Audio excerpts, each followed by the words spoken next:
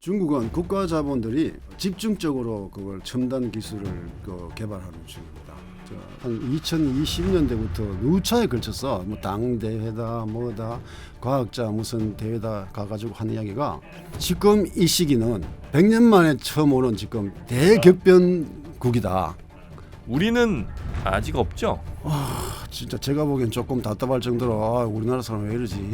양자 쪽은 뭐 제가 테슬라의 그 옵티머스를 보다가 우리나라에 처음 다니다가 삼성이 얼마 전에 그 투자했다는 그 기업을 보니까 장난이다 이런 이야기하면 또 혼날지 모르지만 각 분야 최고의 전문가들을 모시고 그분들의 깊은 인사이트 나누는 시간이죠. 신과 대화. 오늘은 뭐 짧게 말씀드리면 뭐 미중의 새로운 패권 전쟁, 이른바 퀀텀 패권 전쟁, 요거 관련된 이야기인데요. 요 제목에 아주 많은 이야기들이 또 포함이 된 흥미로운 이야기들이 아마 여러분과 함께 할 것 같습니다. 오늘은 신냉전, 퀀텀 패권 쟁탈전이란 책을 쓰신 저자 이영우 박사님 모시고 지금 미국과 중국의 퀀텀 패권 쟁탈전 이야기 포함해서 지금 굉장히 혼란스럽게 가고 있는 국제 정세, 특히 뭐 러시아 우크라이나 이야기라든지 아니면 미국이 중국 외 지역에서 또 열심히 이것저것 작업하는 그런 이야기들도 함께 좀 나눠드리도록 하겠습니다. 이영우 박사님 모십니다. 어서 오십시오. 예, 안녕하십니까. 네. 이영우입니다. 반갑습니다. 네. 자, 우리 박사님은 그러니까 주 연구 분야가 어느 쪽이신 거예요? 예, 저는 미래학 분야와 국제 정치, 국제 관계론을 전공했습니다. 미래학과 네. 국제 정치 관계. 퀀텀이라고 하면 이제 양자 뭐 이런 거잖아요. 네. 그래서 퀀텀 패권하면 우리가 지금 이제 그냥 머리로 떠올릴 때는 양자 컴퓨터 요게 좀 워낙 많이 싸우기도 하니까 그거 혹시 얘기하시는 건가 싶은데 맞습니까? 예, 맞습니다. 근데 그 퀀텀 컴퓨터 이게 패권이 굉장히 크리티컬한 거예요? 네. 그러니까 그 패권을 좌지우지할 만큼 아주 중요한 겁니까? 그렇죠. 어떤 의미에서 그렇죠? 저는 이렇게 생각합니다. 예.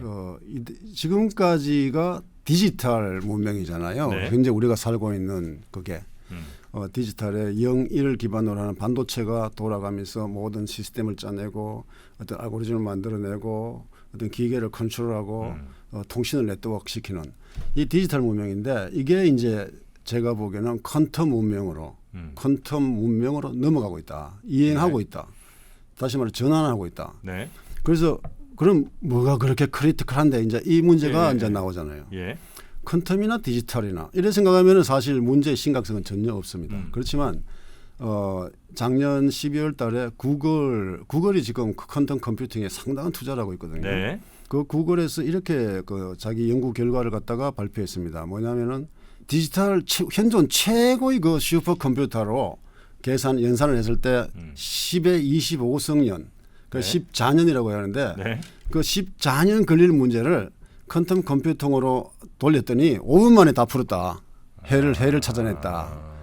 어마어마한 소인수 분해가 되는 그런 것들을 찾아냈다. 예. 이 이야기는 무슨 이야기냐면은 현존 최고의 컴퓨터, 슈퍼컴퓨터와 그 지금 초기 단계의 그 퀀텀 컴퓨터가 달리기를 했는데 거의 유치원생하고 세계 최고 육상 선수하고 달리기 정도가 아니라 이건 10의 25성년 같으면 달팽이하고 최고의 육상 선수가 달린 격이다 이거죠. 네.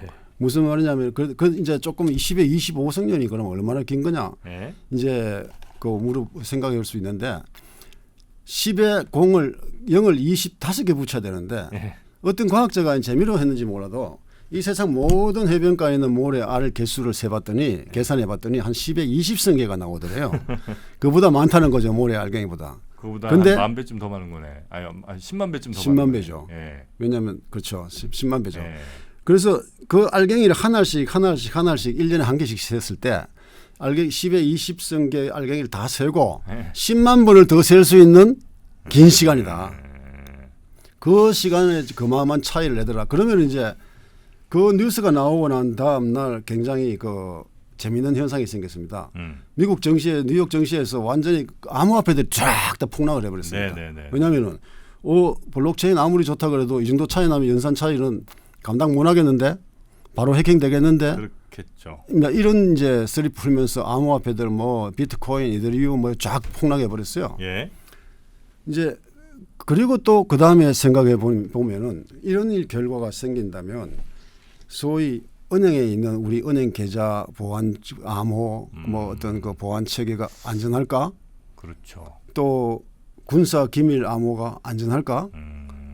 그것보다도 먼저 핵무기를 발사하는 암호 시스템도 안전할까? 이런 거로 계속 연상이 되잖아요. 네. 그러면은 이거는 그야말로 어떤 약간의 변화가 있는 연장선상에서 그런 게 아니라 아예 격이 다른 네네. 차원이 다른 단절이 생긴 소위 점퍼가 생긴 그런 어떤 질적 차이가 있다.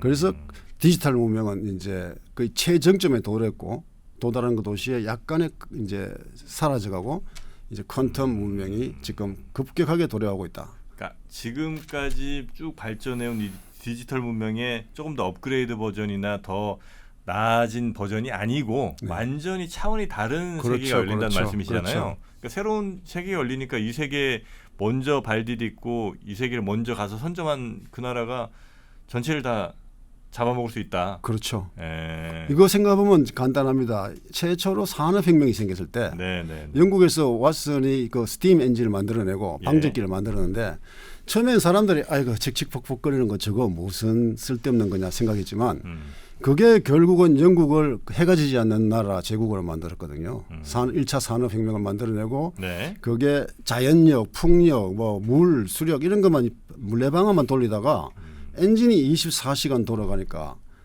기계가 만들어내는 그 섬유, 이거 커튼, 면직물 이런 것들은 어마어마한 것이 된 거죠.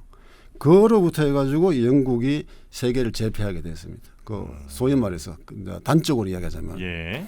거의 2차 산업혁명은 독일과 미국에서 내연기관 벤츠가 내연기 휘발유 가솔린 엔진을 만들어내고 그쪽이 그 미국에서도 그걸 만들어내고 그 18세기 1890년대죠.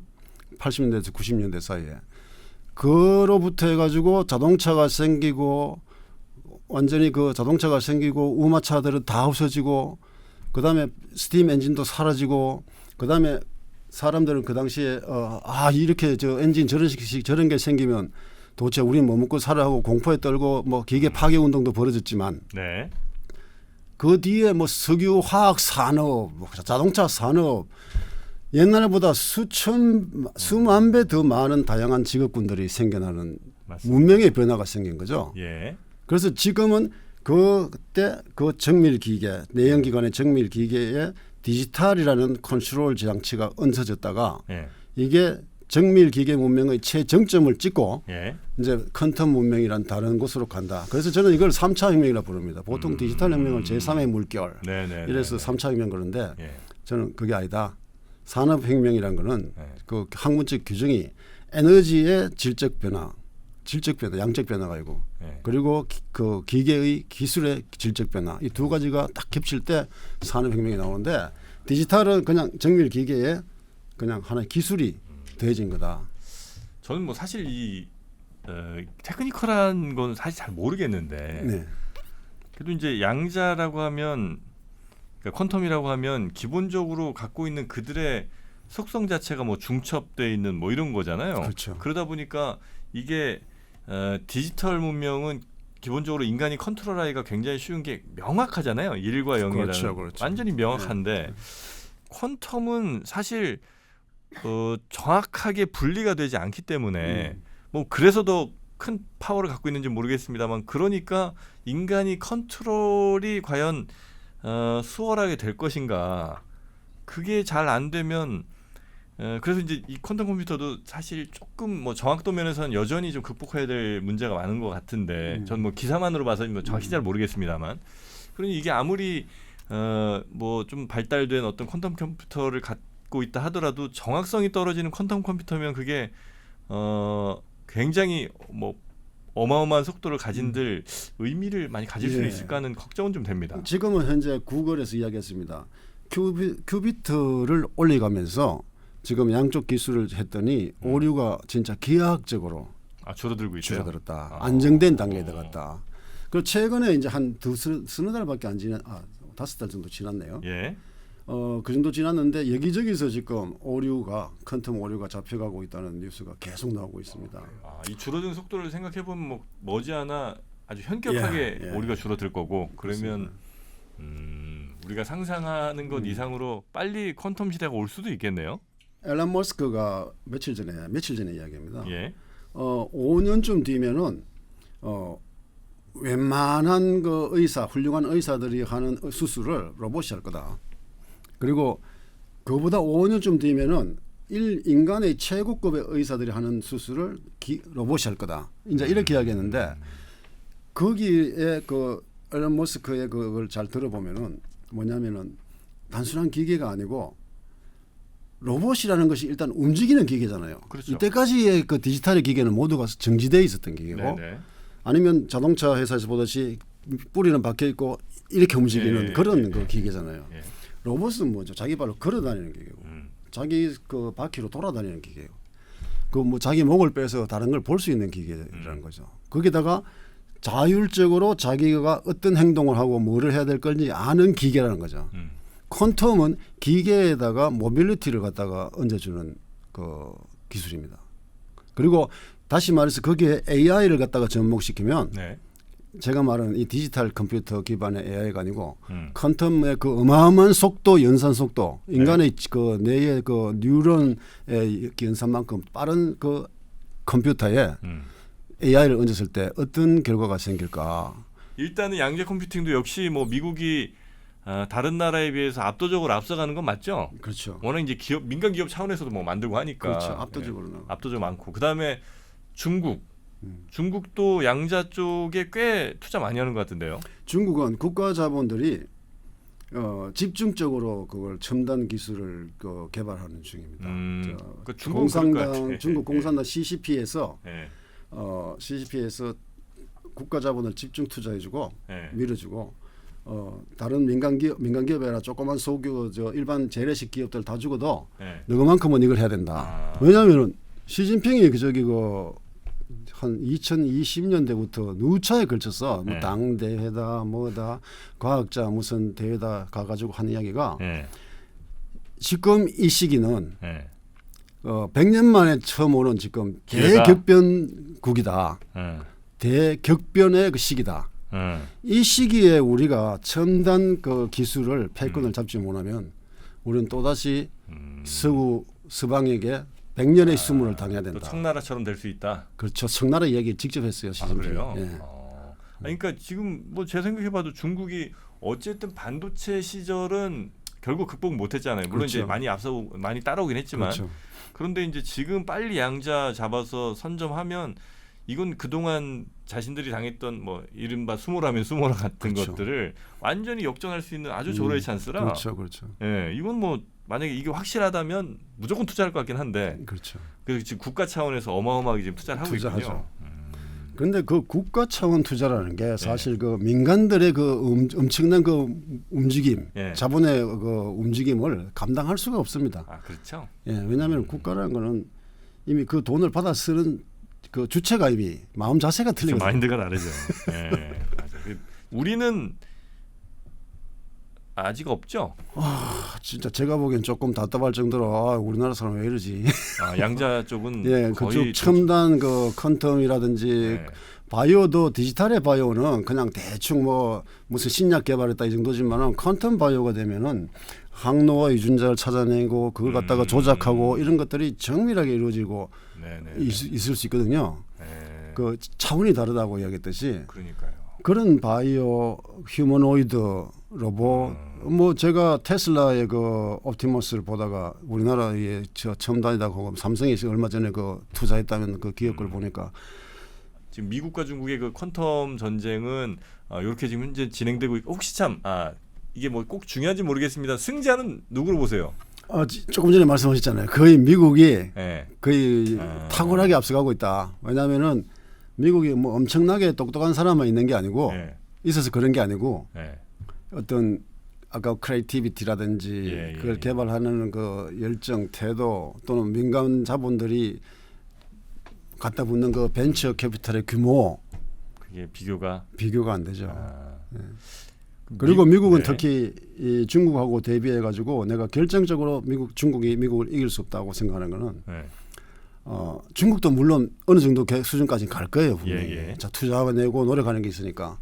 그런데 보는 거는 미국은 점점 그 토대 베이직 이 경제가 튼튼해지고 있고 중국은 상당히 허물어지고 있다는 거죠. 어쩌면 또 그 국가주도의 혹은 뭐 그런 좀 폐쇄돼 어쨌든 뭐 정치는 굉장히 폐쇄돼 있긴 하니까 그런 그 사회 체제가 갖고 있는 한계라고 생각하시는 분들도 꽤 계신 것 같더라고요. 네. 그러니까 거기는 빨리 아래서부터 쭉 어느 수준까지 끌어올리는 데는 대단히 효율적일지 모르나 그 이상의 뭔가를 하는 데는 한계가 있지 않겠냐. 맞습니다.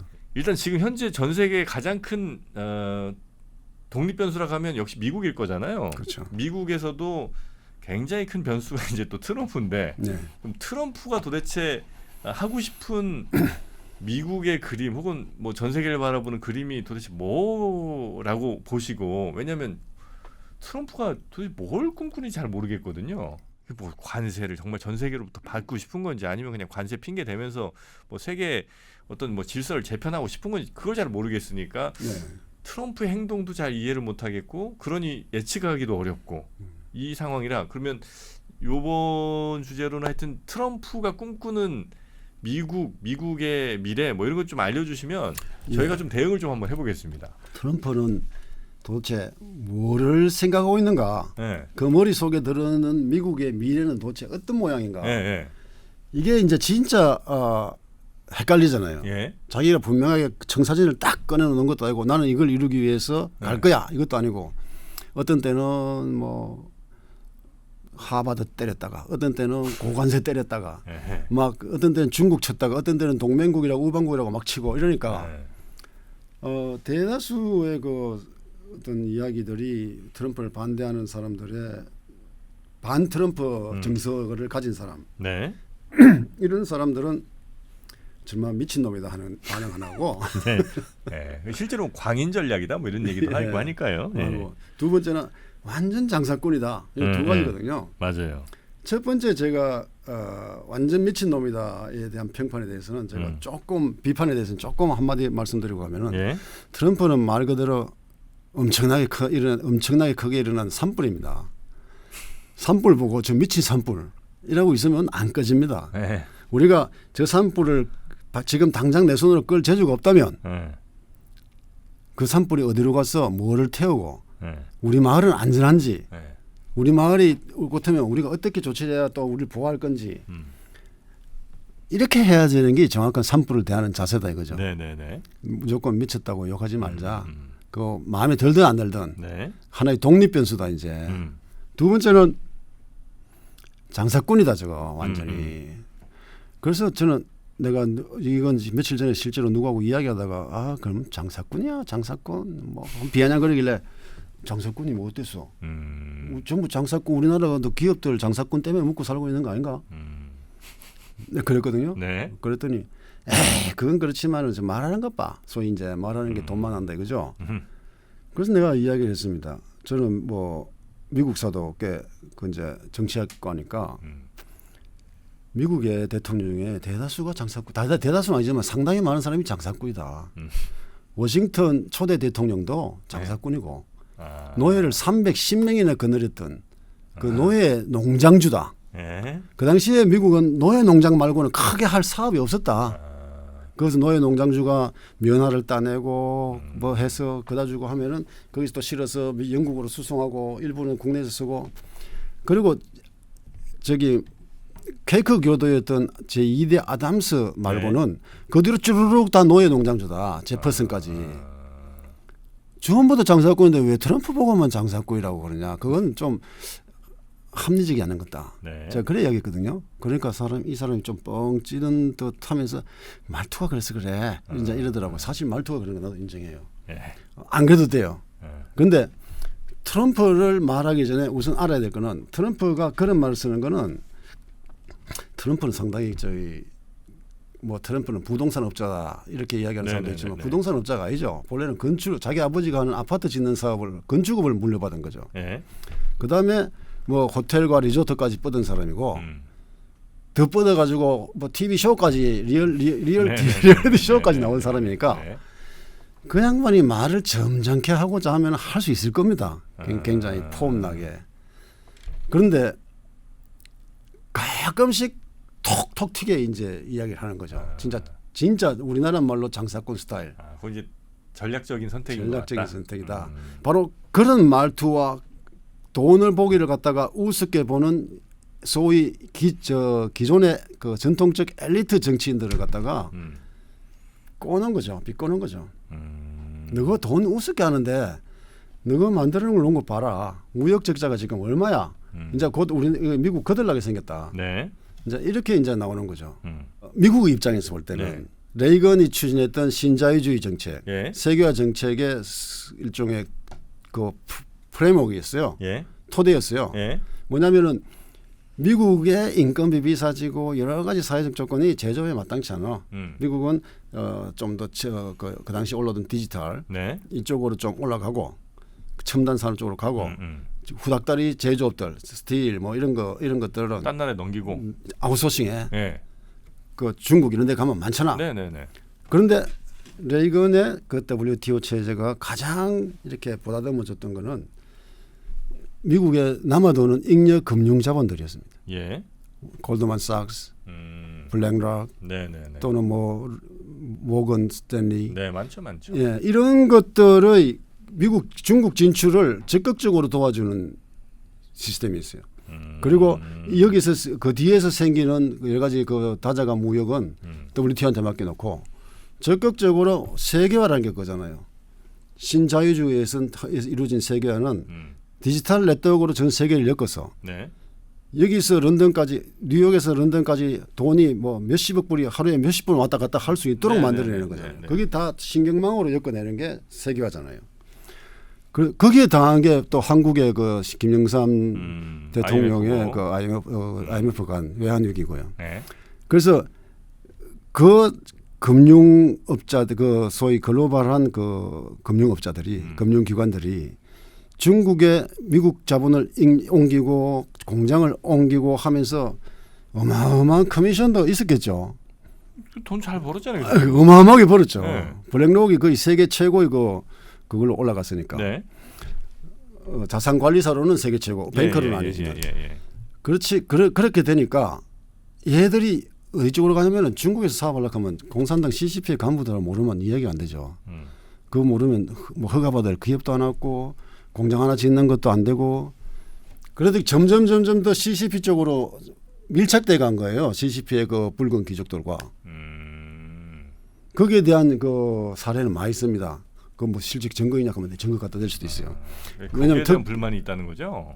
그러고 보니까 네. 이 엄청난 버는 돈으로 미국 하버드에 돈 기부금 팍 하고 저기 그 딥스테이트 쪽에 팍 하고 뭐 또렷한 실체가 있는 게 수많은 그 관료 관료들한테 주는 거지만 그리고 또 WTO에도 주고 UN에도 주고 뭐 WHO에도 주고 하면서 기부하면서 세력을 키워나간 거죠. 네네네. 소위 트럼프는 딥스테이트 뒤에는 글로벌 금융 세력이 있다.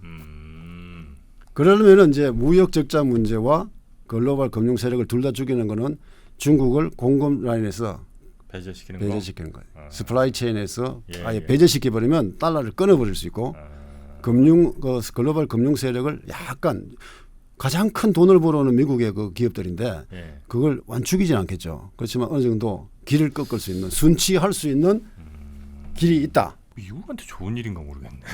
그 대신에 예. 그것만 봐서는 그 걔들의 시장을 뺏어버리는 거는 예. 안 좋죠. 그런데 트럼프 생각에는 거기서 생기는 부작용은 엄청나다고 보고 있고 그래요. 두 번째 그 금융업자들을 침으로 해가지고 미국으로 고관세하고 같이 침을 해가지고 미국으로 제조업이 돌아오도록 만든다. 다시 제조업을 부흥시키겠다는 거예요. 그게 되나 그게? 저는 성공할 가능성이 그래요? 개인적으로 상당히 높다고 봅니다. 왜냐하면 예. 현대제철이나 현대자동차나 지금 가려고 마음 이제 먹었잖아요. 뭐 공장 막 짓고 예, 있는데 벌써 70 개 이상의 기업들이 네. 미국으로 달려가겠다고 지금 협상 중이라는 이야기를 들었거든요. 며칠 전에. 네네네. 자, 그러면 그 성공하든 말든 뭐 우리는 사실은 대충 예측만 할 뿐이지 네. 그냥 그 확정은 없지만 근데 트럼프의 생각이 그렇다는 겁니다. 그러면 제조업이 와서 철판도 만들어내고 철강도 생산하고 이런 것들이 있을 때 네. 나중에 중국이나 어디하고 한바탕 전쟁이 진짜 실전이 터지더라도 무기를 만들 수 있는 체제가 잡혀진다 이거죠. 네네네. 그거 제조업의 기반이 없이는 퀀텀 이 기술 갖고는 그냥 공중에 그냥 뭐 소위 메타 이런 거 만드는 데만 써먹을 뿐이다 이거죠. 실제 눈에 보이고 손에 잡힐 수 있는 그런 것까지도 우리 미국이 만들어야지 오로지 뭐 소프트웨어니 금융이니 이것만 갖고는 안 된다. 안 된다. 그 퀀텀에서는 그게 안 되는 게 네. 퀀텀의 핵심은 AI와 로봇이잖아요. 네네네. 로봇은 전부 쇳덩어리로 만들든지 고강도 플라스틱으로 만들든지 안에 또 인공 근육을 써서 뭐 액추에이터니 이런 그 모터니 이런 거 다 없애고 그냥 사람처럼 움직이게 만들든지 이거잖아요. 그것이 실현이 보이는데 제조는 다 아웃소싱 또 해야 돼. 그러니까 강력한 제조업이 미국 안에 있어야 된다는 게 이제 트럼프의 생각인 거고. 그렇죠. 네. 왜냐하면 트럼프가 마지막에 그리는 세 번째가 그거거든요. 당장 이런 문제가 생기잖아요. 무역 적자를 안 해?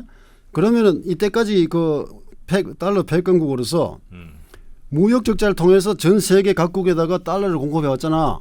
그럼 그 달러들은 또 다시 미국으로 채권사로 돌아오고 그게 패권 이게 패권이죠. 달러 패권이잖아. 예. 근데 무역 적자를 없애? 어떻게 달러 패권 할까요? 예. 이제 이 문제가 생기잖아요. 예. 그 문제에 대해서 사람들이 쓰랑슬레하고 아이고 그럼 달러 패권 포기하려나 보다 에이 설마 그럴 리가 있어. 지금 현재 굉장히 그 박자지껄한 상태입니다. 예. 중국을 완전히 전 세계 그 스프라이 체인에서 배제했을 때 어떤 일이 생길 거냐. 그리고 미국은 어떻게 그 세계 체제를 구성할 거냐. 왜냐하면은 브레튼 우드 협조 세계 체제에서 금태안을 폐지하고 다시 그 자유주의 신자유주의 WTO 체제로 왔잖아요.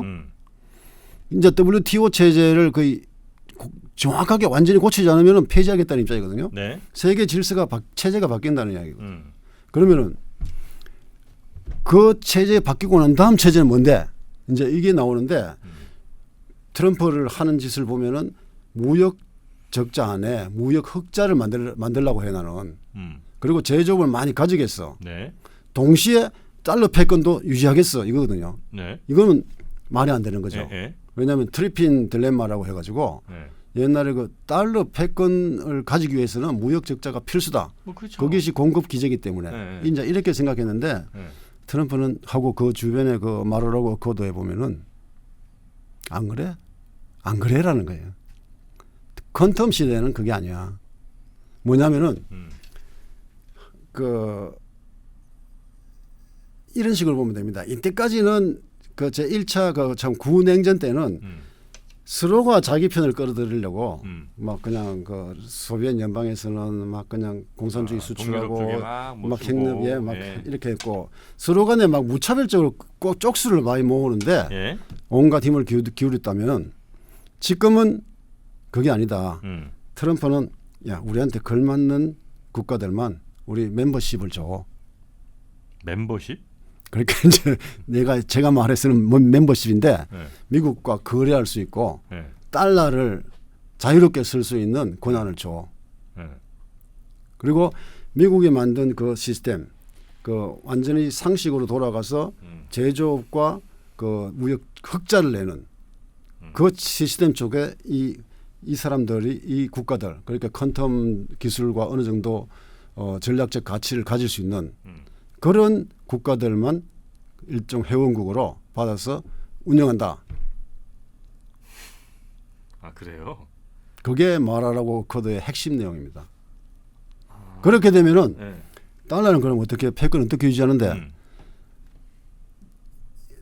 중국이 자기들 기술을 더 발전시켜서 나름의 또 다른 하나의 그 레이어를 가진 그 체제를 만들지 모르지만 미국과 달리 미국은 그렇게 하더라도 이렇게 간다는 입장이에요.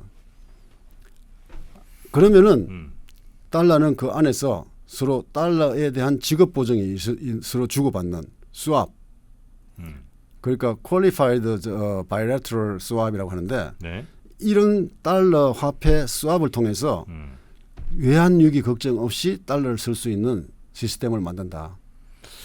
뭐 저는 잘 이해는 안 되는데 일단은 달러가 전 세계적으로 많이 쓰여야 될 거고 다른 통화 그러니까 우리는 지금 심지어 우리랑 뭐 브라질이랑 거래할 때도 우리가 원화대 브라질 헤아를 바로 하는 게 아니라 달러 바꿨다가 달러로 다시 브라질 헤아를 바꾸고 이렇게 가잖아요. 그렇죠. 그러니까 사실 이게 글로벌 패권이 달러 패권이 유지되는 건데 그렇죠. 그럼 모든 결제는 다 달러로 가자.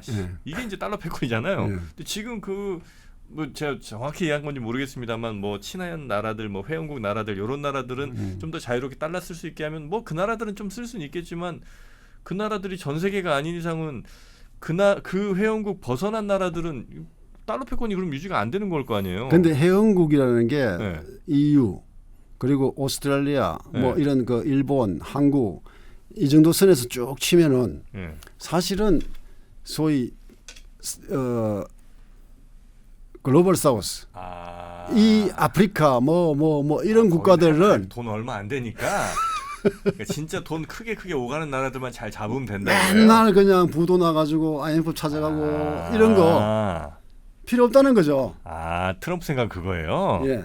뭐 그렇게 생각하면 소위 페트로 달러라고 해가지고 옛날에 사우디하고 싹싹싹싹 해가지고 석유는 무조건 달러로 사게 하니까 전부 달러 사게 됐잖아요.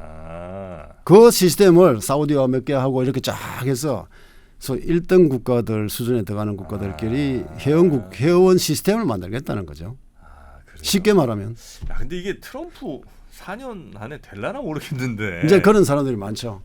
그런데 트럼프는 이런 최종적으로 이렇게 가는데 그 중에 그 가운데 그 과정 중에 중국이 다시 리턴 불공정 무역 조건을 다 해소하고 그 트럼프 말로는 프리업 하는 때가 오면은 다시 같이 갈 수 있다는 거예요.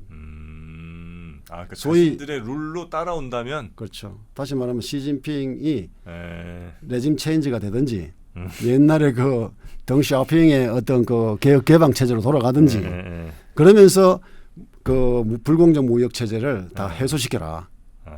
그 불공정 무역 조건이 있는 한 우리는 도저히 중국 너하고는 무역 적자 문제를 해소할 수도 없고 수출 경쟁력을 이길 수도 없다. 이렇게는 안 간다. 약달러를 할 이유가 뭔데? 강달러 하면 나도 좋은 줄 알아. 근데 약달러 하는 이유는 수출 경쟁력 때문이야. 앞으로 우리나라에 많은 제조업이 들어올 거잖아. 일단 지금 저희가 이제 퀀텀 패권 얘기 좀 하고 그 다음에 특히 이제 트럼프가 꿈꾸는 미국 얘기를 좀 했는데 이거는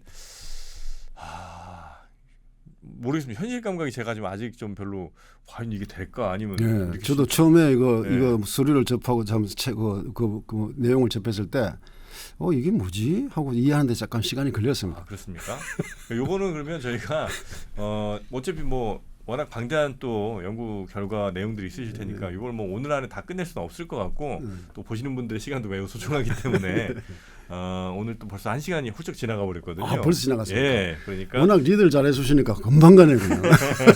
고맙습니다. 그러니까 오늘은 요 정도로 그럼 마무리를 하고 얼른 또 다음 스케줄을 한번 잡아갖고 미국이 그리는 그 다음의 그림 넥스트 아메리카 과연 뭔지랑 그 다음에 중국이 그렇다고 그냥 알겠어요 뭐 한번 따라가 볼게 뭐 이러지는 않을 거니까. 그렇죠. 중국은 그럼 또 어떤 식으로 대응을 이제 할 건지 혹은 여기에 뭐 러시아라는 변수는 또 어떻게 적용이 될 건지. 그게 제일 이제 결론부에 들어가는 거랄까 아니면 가장 중요한 크리티컬 부분이 되는 거죠. 중국이 가만히 있을 리가 있나. 그러니까요. 그러니까 그런 이야기들을 조만간 다시 한번 오셔서 같이 한번 다시 우리 시청자분들과 나눠주시면 어떨까? 좋습니다. 제야 뭐 얼마든지 좋죠.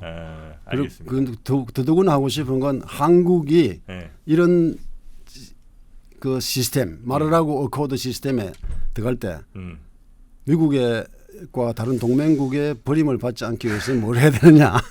그것도 너무 자존심 상한다. 와, 우리가 버림받지 않기 위해서. 왜냐하면 그렇잖아요. 옛날 조선시대 말기를 생각하면은 버림받았잖아요. 가스라 테프타 조약으로.